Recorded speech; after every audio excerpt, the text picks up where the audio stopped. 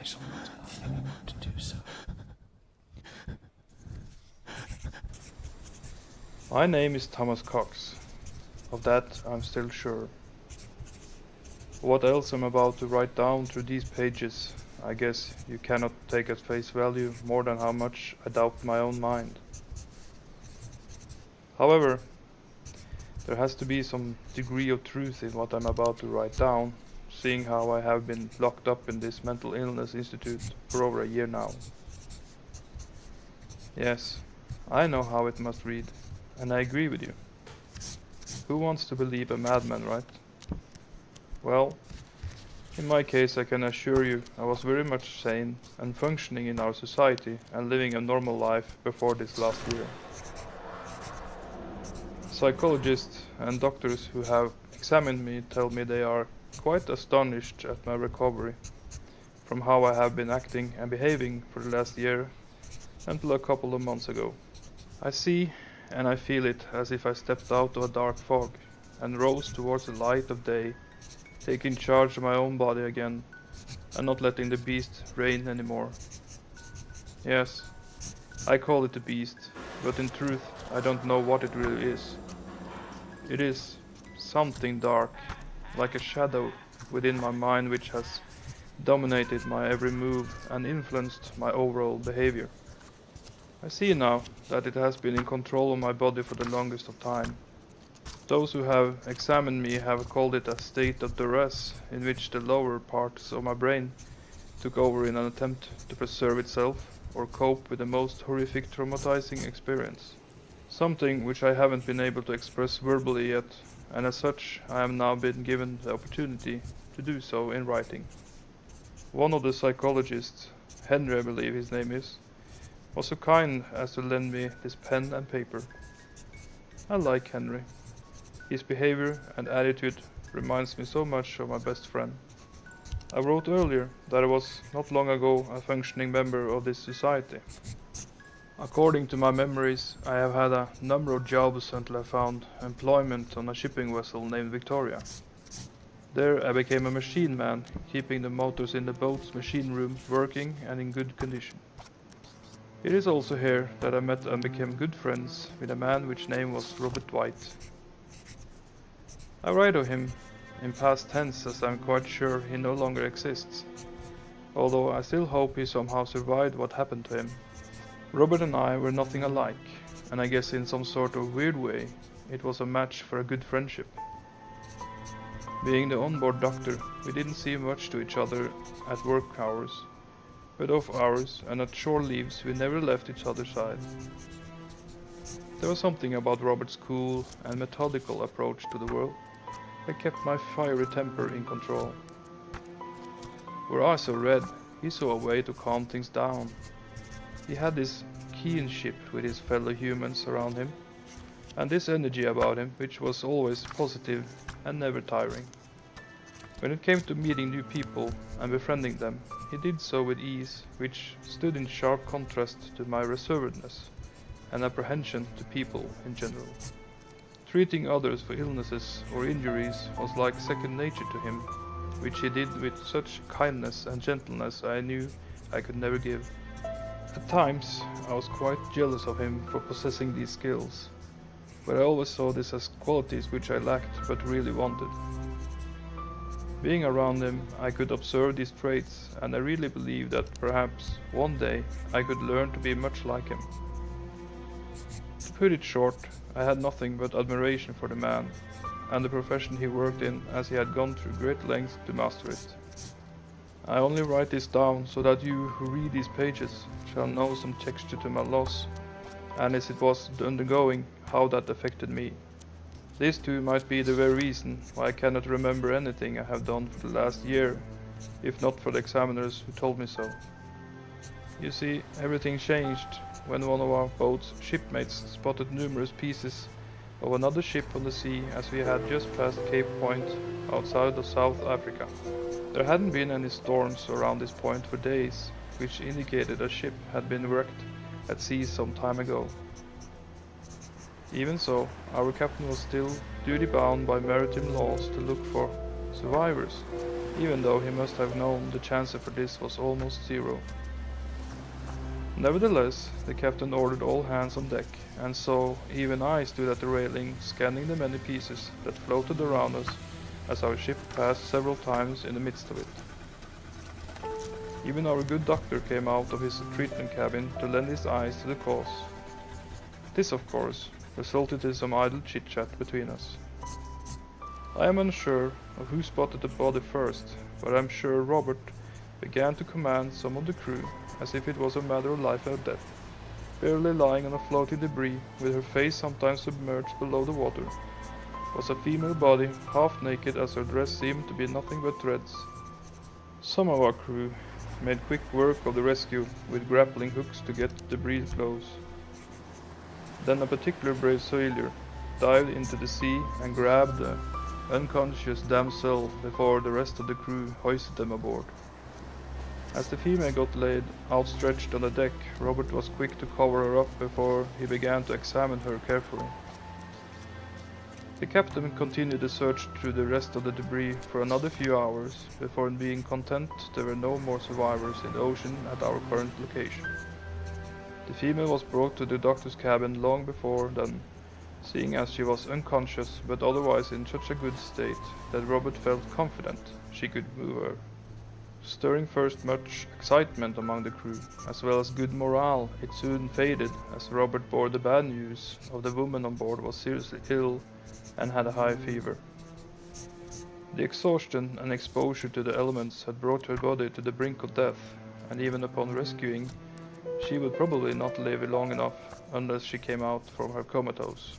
At this point, my memory gets a bit weird, for I cannot seem to remember anything of what I did or where I went for the expense of a few days. The psychologist named Henry has told me it has to do with my psychological trauma, and it will most likely reappear again over time.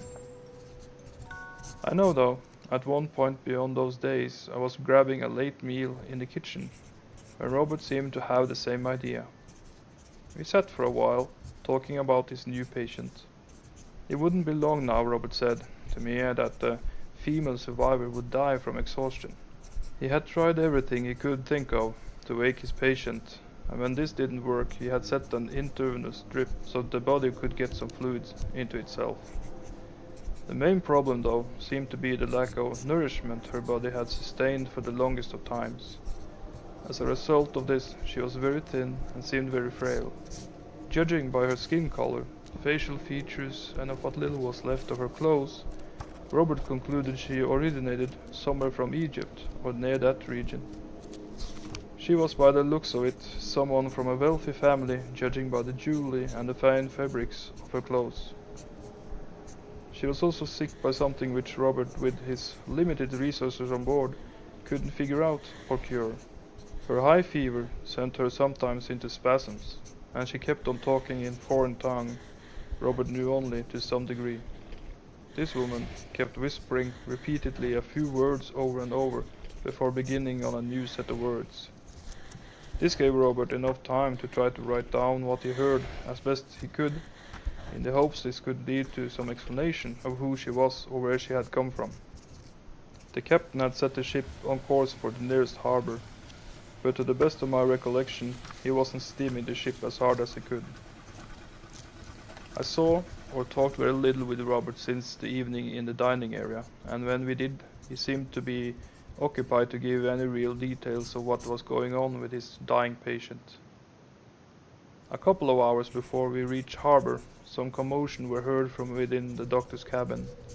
Of what I remember, I seem to recollect others from the crew telling me of a high-pitched scream and yelling from the doctor. When the crew and myself included finally managed to get the cabin door open, it was to find a woman lying somewhat on top of an unconscious Robert on the floor. I was the one to quickly examine them both, and I found the good doctor and my friend to still be breathing, whereas the mysterious woman had passed away. Sometime later, Robert came to himself. After coughing up a little blood, he could confirm what we all had been suspecting.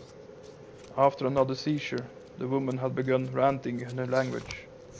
Her body must have given out a last and final effort to save itself, and so for a brief moment, She woke while still chanting a strange verse over and over again. Trying to calm and reach the patient, Robert had leaned over her in an effort to speak with her. That is when she started to scream while her hands locked themselves around his neck. The shock of his patient's sudden violent act had sent the good doctor reeling while trying to call for help. The woman had been surprisingly agile for her fever-induced state, and so she followed with him when Robert tried to get loose. From there, Robert must have bit something within his mouth while passing out. The woman must have died from her last furious acts, the strain on her body too great, and so in the end she passed away. I wish this was the end of my strange story, and that I would have had a much milder complexion of my psychosis, or what you might call it. It would have been preferable instead of what my mind now contains of such horrible images and dark and foggy memories. You see, the story does not end with the mysterious female survivor and her death, but by all accounts there didn't seem to be anything wrong on board after this episode. The captain gave the woman a hasty burial at sea while we all stood on deck witnessing the whole ordeal. This, I reckon, was a couple of days after, and the doctor had been given enough time to collect himself. I remember he stood beside me looking at the burial, and to me he looked a bit more stiff and pale than usual.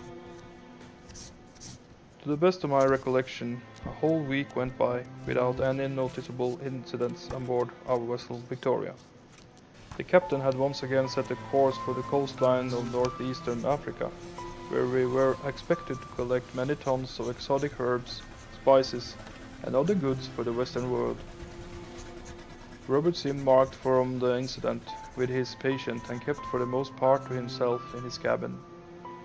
When getting him to relax a bit with the other crew members and myself, he seemed uninterested and outright distant-minded in our presence. The jolly doctor we all knew that had so much spirit to give out to everyone he met or treated now seemed gone and cold. As the days passed, I noticed him being even more pale than usual and always sweating profusely from his hairlines on his head. The sweatiness was to be expected perhaps, since we were past Gibraltar and nearing the line of Ecuador. But still, there was something that didn't feel right when it came to Robert. I know now, of course, that he must have contracted the strange disease from the female he tried so hard to rescue, and as a result he had developed a fever from it. Back then though, I really didn't see enough of him to pick up these clues fast enough until it was too late.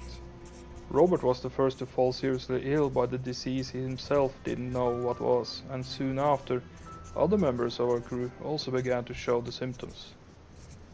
Before long, the entire crew, with the captain included, had the symptoms or were out of willpower to do anything but stay in their bunks. When I write everyone, there was one exception. This is also one memory which has given me a lot of puzzlement, seeing as it has shown me not being stricken by the same illness which everyone else had succumbed to. I remember doing as the doctor ordered in the field of medicine and treating the others to the best of my abilities and with the guidance from my friend. Then, as the doctor fell into the same mysterious slumber from where I was powerless to wake him up from, I was left alone to care for the others. At this point, we did reach a harbor in Egypt. For the life of me, I cannot seem to remember what city or port we had landed in though, but I do remember the quarantine placed upon our ship. The captain had apparently called in ahead to the authorities at the port and told them about our current condition, before he too had to lay down within his quarters to rest. There wasn't much we could do, seeing as more and more of my crewmates fell to the mysterious sleep. Even the captain was unresponsive one morning, and soon I was the only one still awake on our ship, that seemed to carry nothing else but the promise of death within its interior. I seem to remember the quiet on board only being erupted by the sea struggling with the boat at times, and the wind playing with the ropes, keeping us tied to the dock. Outside, armed guards secured that no one came in or out of our ship. This, I fear, would have been preferable to what came next. Being left alone with all those souls to care for really did an impact to my nerves. Then strange things began to happen on board. I can recall something as a faint whisper, and the doctor was the first one to make it. A weak mouthing, of some words I didn't understand, both since it was too low and seemed to be in a totally strange language I couldn't understand. My friend was soon joined by the rest of the crew, as one by one they began to whisper while laying in their bunks or in the sick bay, twisting and turning as plagued by something horrible within the realm of sleep. Perhaps this is where my mind began the process of self-preservation. I really cannot say, although I do know I was left with a feeling of bewilderment and a sense of sinking deep within my own being. I was now totally alone in a ship filled with unconscious and sick people which were reciting the same words in a foreign language without a clue on how to say them. Apparently, the powers that ruled over this unknown harbor thought it best to keep us away from the rest of the inhabitants. They certainly didn't risk anyone of their own to come aboard to try to help us. At some degree, I can understand them for the fear of this unknown disease, but there is also a part of me who don't understand why we weren't checked up on by all the doctors, which surely must have been somewhere in the city. My friend and my fellow crewmates seemed to worsen for every hour that passed. Their whispers had grown to strong words now, and sounded to my ears like a form of chant. To make matters worse, I felt the chant highly hypnotic and soothing in some way. My lips more than once mouthed the same words as the unconscious chanters, before wrestling myself back to my chores and the instructions left by my good friend Robert before he had fallen asleep. My memories are foggy about how long this quarantine lasted. I do remember now, though, that I was woken up by my own slumber one night from the many noises around me. The sound of fading footsteps made me reach for my lantern and the revolver I had secured from the captain's quarters, seeing how I felt the need to feel safe all alone in the waking world. At first I was both surprised yet relieved that my friend's bunk was empty. This could only mean he had woken up and probably were finding something to drink and eat at the ship's kitchen. Upon trying to reach this destination wanting to talk to my good friend again, I happened to look into some of the other crew members' quarters. Everywhere I looked, I found the beds empty, and the more I looked, the more worried I became. Every crew member seemed to have woken up at the same time while I had been slumbering. I remember I first believed I was still sleeping and this was some sort of a bad dream. However, soon I realized I was very much awake and that now there seemed to be going on something even more strange on the ship than I first had believed.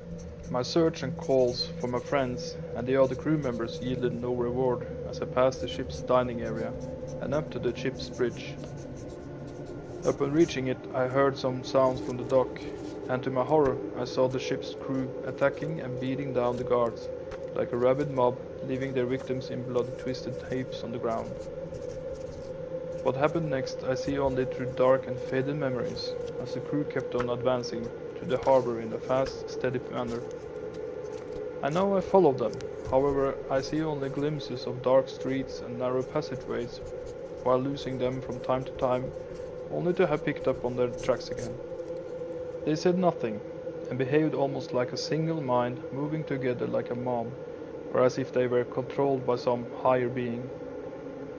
How they found their way through that strange and unfamiliar city I could not tell. I will admit I was curious and also afraid of the crew's newfound behavior. I wondered what they were doing and where they were going, yet I was also too afraid to confront them because of their recent actions on the docks. I wasn't about to stand in their way for whatever newfound goal they seemed to try to reach. I cursed myself for my own cowardness, but you must try to understand what these last few weeks had done to my nerves. I was never a courageous man, nor have I ever wished or claimed to be some type of a hero. This whole strange adventure I seemed to be an unwilling participant in had nearly broken me, and I caught myself wondering sometimes while I was searching for the crew through those narrow streets what the hell I was doing. I am coming now to the part where my mind falters in memory almost completely. I hope you will forgive me if there are holes in this story, or if things do not make any sense.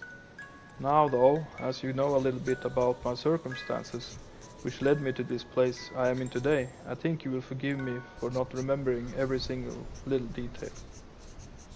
You see, the crew vanished from my view, and for the longest time I couldn't understand where they had gone. I know that I searched through street after street of the oldest part of the city.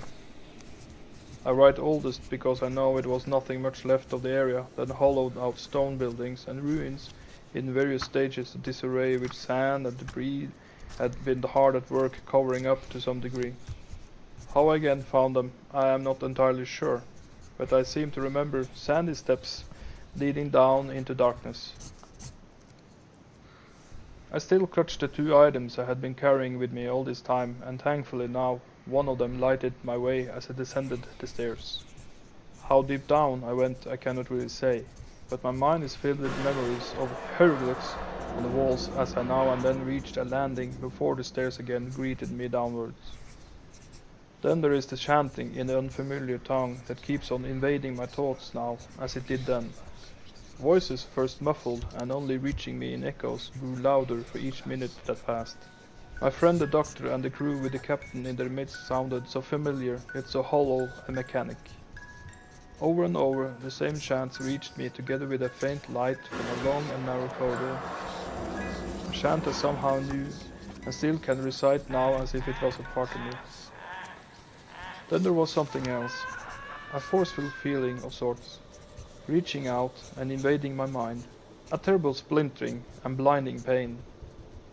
Gruesome sounds of flesh and meat getting torn and bones cracking with hollow sounds. I was close to the light yet I couldn't see. Human voices were close around me, screaming out as if in enormous pain before they were suddenly erupted while screaming and then in an instant were dead quiet. The chant. It is growing strong in my head. It wants something. It's calling for me. But why? Where am I supposed to go? I am locked in this cell and I cannot go anywhere. Where was I really when the chant reached me for the first time? I remember the crewmates standing all around me. The captain too, with his blank and hollow expression, chanting with the others. I'm lying on a large stone slab, looking around as if confused. Why are some of the crew members holding me down? Have I just woken up from a long slumber? There are decorated hieroglyphic round columns around me. A circular crest cut right into the ceiling. Creature-like beings best described as lines with snakeheads and wings are slithering from its center and outwards. They move as if alive, and I know such things cannot be. Behind me the ground halts on a ledge. I can see it because I look backwards as I hear sounds. Strange sounds I don't understand. Like something tearing through a sail, mixed with the sound of many thundering hooves stomping the ground. Small, hieroglyphic pointy stones mark the end. Beyond it there is only darkness. A void with a stench of something foul. Age-old decay and rot? Lit torches around us illuminate the scene. I am afraid. Scared out of my mind.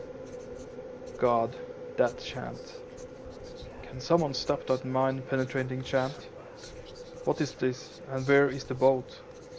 Where is my doctor's cabin? Was I not treating those of the crew that had fallen mysteriously ill and wouldn't wake up from the strange slumber once they had fallen asleep? Why do I remember that insane female face and her hands locked around my throat? Why is she forcing her lips down upon mine? There is something in her I swallow which rips and tears as it goes down. The taste of blood.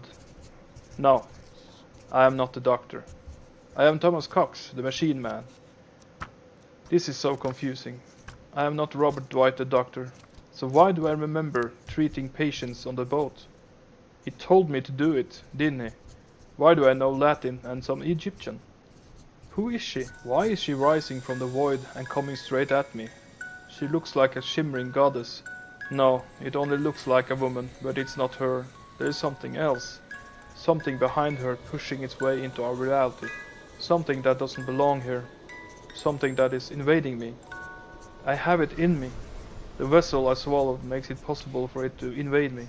My mind, it hurts. Feels like needles, splintering. I am fading. That chant. Is it coming from the outside of the cell? I must try not to listen to it. It is bad. Very, very bad.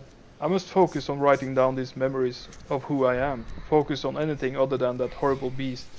When it comes, I will lose myself again. It mustn't be allowed to take control of me again. It mustn't. I must.